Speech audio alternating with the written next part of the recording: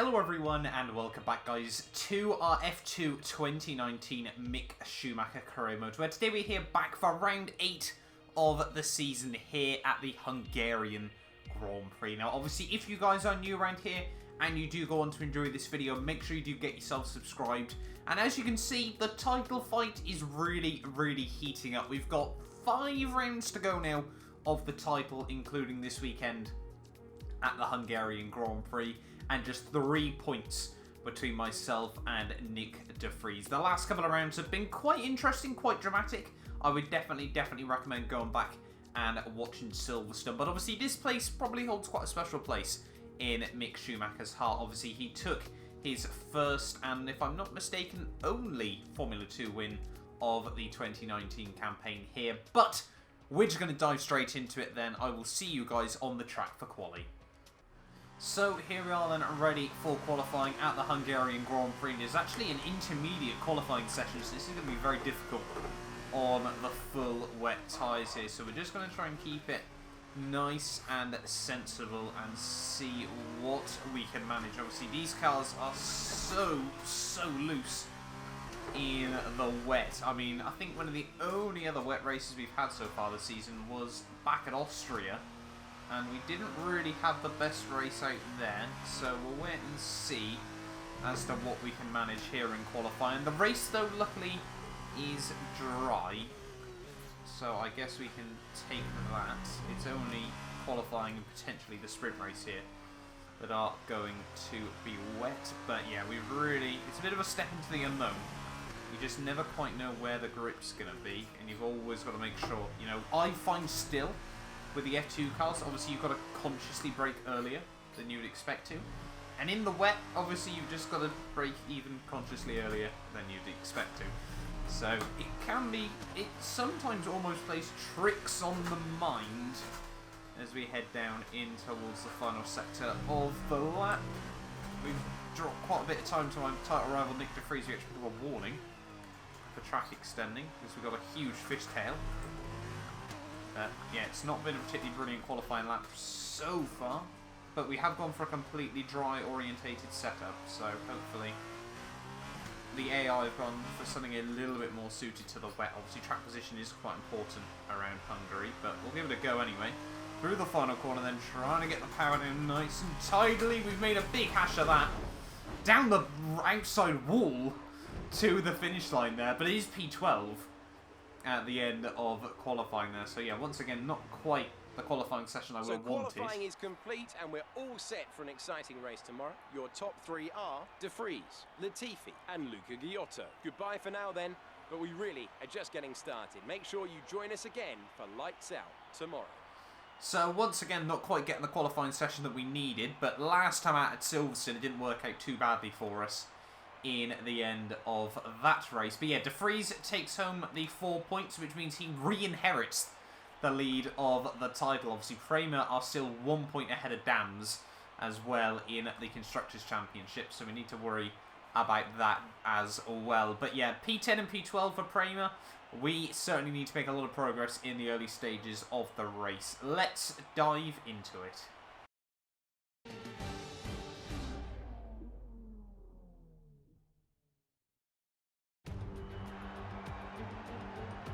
Welcome to the Hungaroring here in Hungary, just a short distance from Budapest.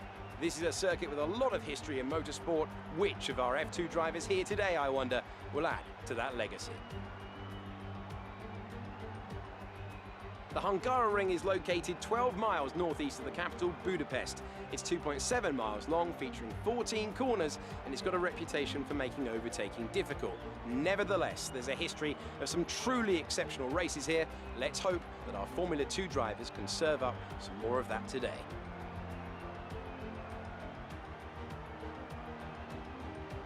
Davide, is there anything we should be looking for in today's race? The teams are all very competitive at the moment, so are we about to witness a push from anyone in particular? Hi Alex, the team will have been studying everyone else out there very carefully, so I think we are in for a very interesting event today. I can't wait to see how this race unfolds. Here are the starting positions for today's race. Nick de Vries starts from pole position today, with Nicholas Latifi alongside. Looking down the rest of the grid, we have Giotto, Delatraz, Antoine Hubert, and King, Tete Camera, Aitken, Joe, Sean Galeo, Matsushita, Schumacher, Dorian Boccolacci, and Mazepin, Boschon, Ilott, Alacy, and Juan Manuel Correa. Raghunathan and Tatiana Calderon completes the grid. Now it's almost time to lights out, so let's go down to the track.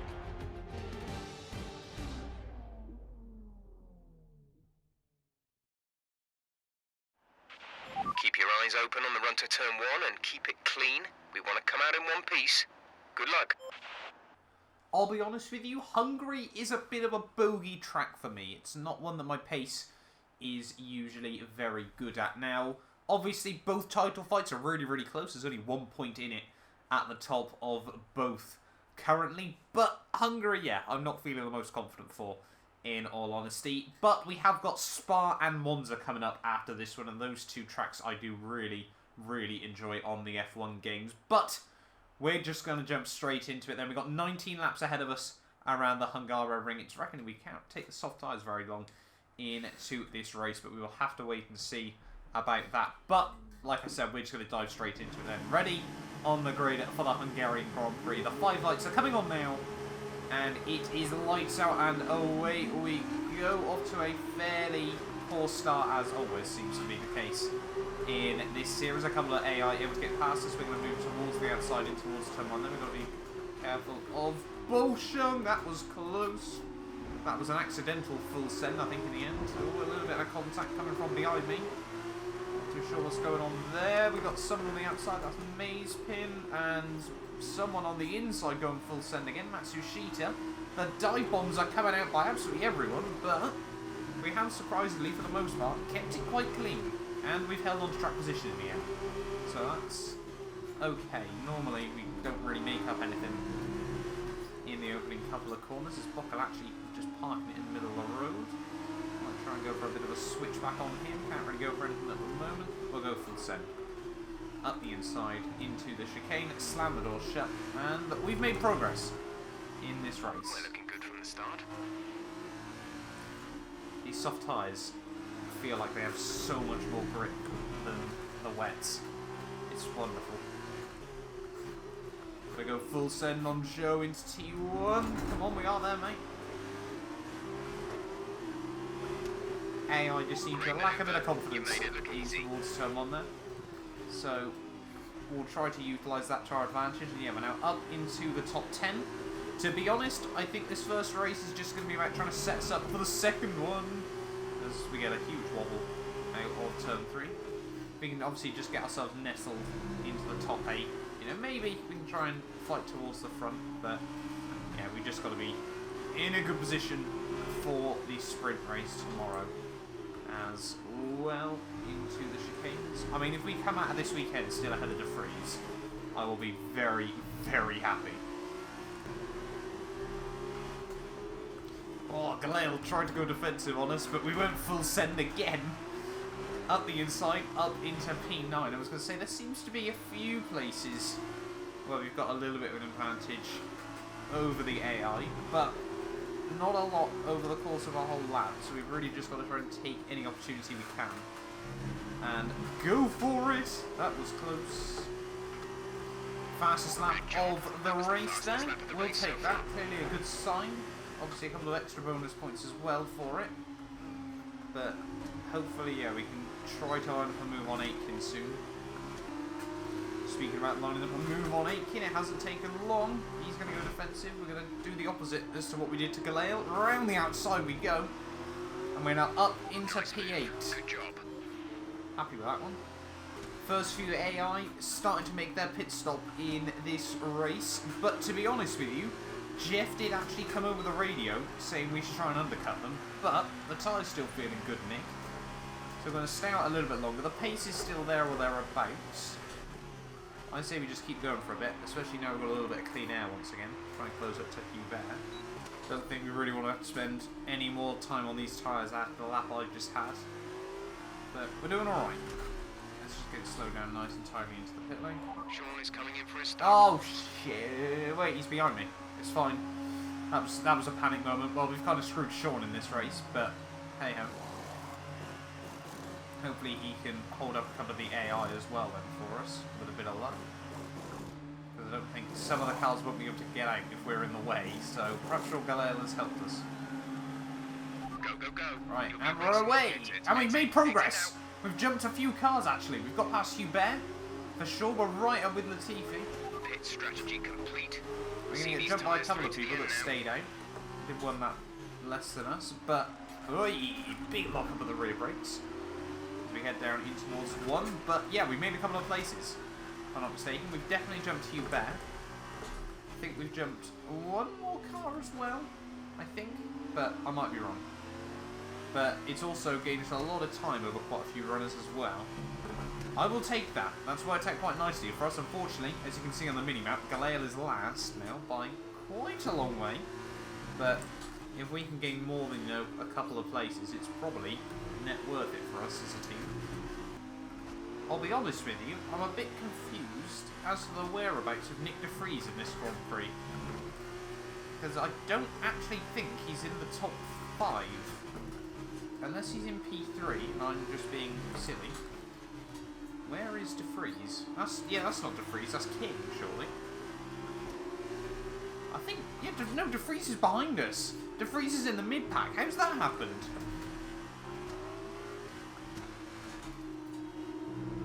What's happened there to de Vries? Did he pick up damage? Did he get held in the pits behind Galeo? Was de Vries who we held up in the pit lane? Have we accidentally, just like we did at France, finessed a strap that was very much not intended? I don't know, but I mean, we'll take it at the moment. Hopefully we can gain some big points now over de Vries in the title, which I certainly was not expecting to do. Our qualifying pace is shambolic in recent weeks on this game, but race pace, we seem to be able to recover against the AI. On to lap 12, another fastest lap of the Grand Prix. We're doing alright at the moment. I have to go for the big send on. Set a camera at some point now. You can see we are getting a bit into the braking zone. But the AI is just so good on the traction on the exits here. But yeah, we're sort of in a little bit of a train at the moment. Everyone's struggling behind King just a bit. And I think it's Giotto and obviously it'll be Latifi in P2. So Dan's at the moment looking to score big points over us as well. So we need to get past Sete Camera as we run into the back of him. Ever so slightly through turn 4. Can we get the run off the exit of turn 5? Are you going to go defensive? No, I'm going to go for the send then. And we make it work. I'm into P5. Now, all up behind Delatraz. I think the AI are running slightly less downforce than myself around here, so we are struggling a bit down the straights. Once again, we make big inroads in towards the braking zones. But then the AI is very good on the traction. We've actually got quite a good run that time round. Could we potentially try and do the same sort of thing that we did to Sete Camera last lap?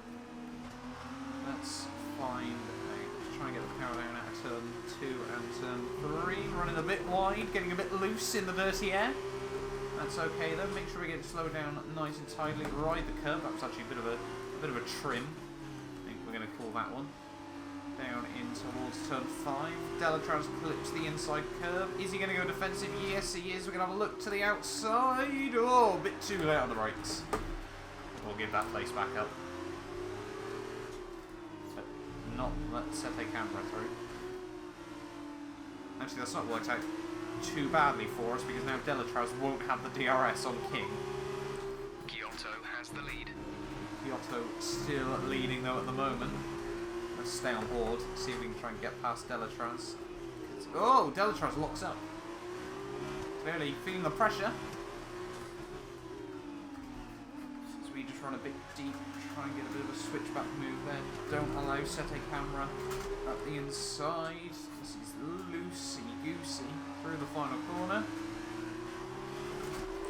Get the power down. Activate the DRS even, I should say. No ERS on these cars, obviously. In towards turn 1, we've got a good run, we're going to have to go send. And that is what we have achieved. Now up into P4. And we've even got the DRS on the exit as well. Yellow flags out. Who is that for? So we head down in towards turn 1. in turn 2 and turn 3. Come on, who's struggling? It is Matsushita. Not really any championship implications with that one, so I'm not going to worry about it too much.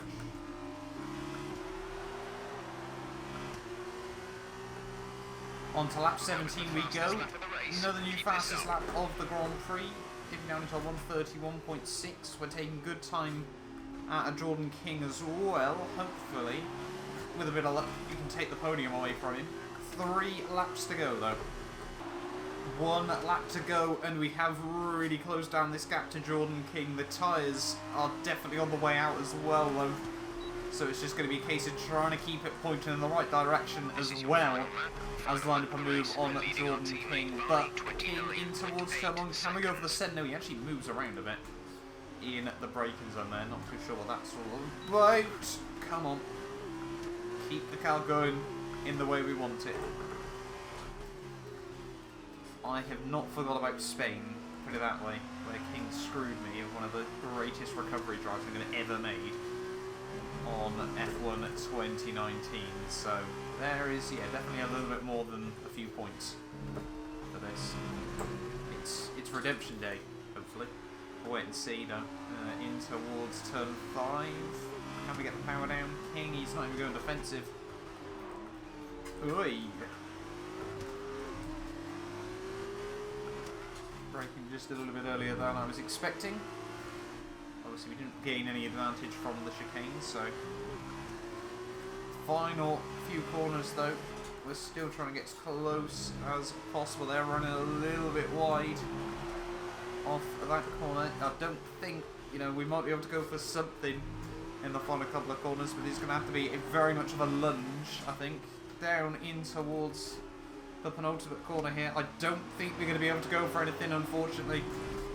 Yeah, no chance. No chance. We'll bring on the 12 points, plus the bonus for fastest lap. Through the final corner, though, it is going to be P4 from P12 on the grid there. Okay, pick up rubber and bring it home. We'll take that. We outscored the Prix, and that was always going to be the aim in today's race there. But yeah, happy with that one in the end. So another fantastic victory for Uni Virtuosi. Tell me, Davide, what was the key to this success? Although the Formula 2 cars are all the same spec, the winner just looked better out there. It would have been a combination of getting those tires up to running temperature faster and driving to the condition on track. They made it look easy out there today.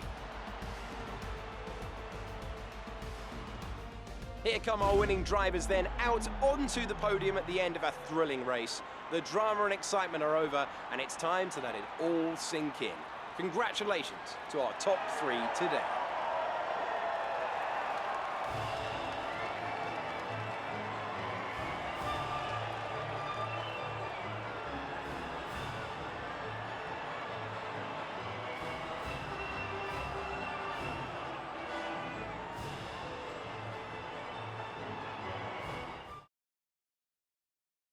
So then, it's time to see how this result affects the Drivers' Championship. Mick Schumacher takes over the lead of the Drivers' Championship after that excellent result. Now then, Davide Valsecchi, who would you say was your driver of the day? My driver of the day is Mick Schumacher. With this team, Prima Power Team, they made the difference on the race strategy. Fantastic. And here's how things are shaping up in the Teams Championship. Dams moved to the top of the table. There was also a strong showing from the MP Motorsport team today as they make their way up the standings. After all this drama, you'll be mad not to join us for the next race. We hope to see you then. Take care. So there we are then, guys, the end of round 15 of the championship there, and it looks like we were the only person to actually sneak down in to the 131, so happy with the pace that we showed at the end of the day there. Biggiotto from 3rd on the grid. We always talk about the consistency man. Once again, he is right up there in the running with the race victory there, ahead of Latifi for Dams. Jordan King just holds on to P3 in the end from myself, but obviously with the fastest lap bonus points, we only lose out on 1 point to him in the championship there. Delatraz did hold on to 5th place there ahead of Sete Camera, with Hubert and Joe rounding out ready for the reverse grid pole there, with Mazepin and Ilott finishing inside the top 10. Now Ilott doesn't score points too often in this series, so I'm sure he's happy with that one there. Bolshung just missing out ahead of Correa, Boccolacci, Alesi, Ragnathan, Nick De Vries down in P16. They're ahead of my teammate Sean Galale. Not too sure what obviously happened to De Vries. I'm guessing he got held up in the pit lane there, with Aitken, Calderon and Matsushita not making it through to the end of the race there. In terms of the Drivers' Championship, though, we retake the lead, 13 ahead of De Vries, who is now tied with Giotto there for P2 in the championship. Latifi jumps back up. He's now tied with Jordan King ahead of Hubert and Delatraz, with my teammate Galale still just inside the top 10 there. Zhou moves past Matsushita, and Mayspin moves past Boccolacci, with Ilot jumping Calderon. That's actually Ilot's first points of the championship there. Means just Calderon, Alesi and Raghunathan are left to score in the championship there. In terms of the teams, though, Dan's re-jump us now with an 11-point margin. Virtuosi jump past ART with a 25-point margin, and an MP Motorsport as well jump back past Arden. So lots of different battles going on up and down the field there in the title fight. But yeah, thank you all so much for watching this video. Then do get yourself subscribed if you're new around here and do want to see more F1 2019 content on the channel. But yeah, we will be back tomorrow for the F2 sprint race, where we will be starting P5 on the grid.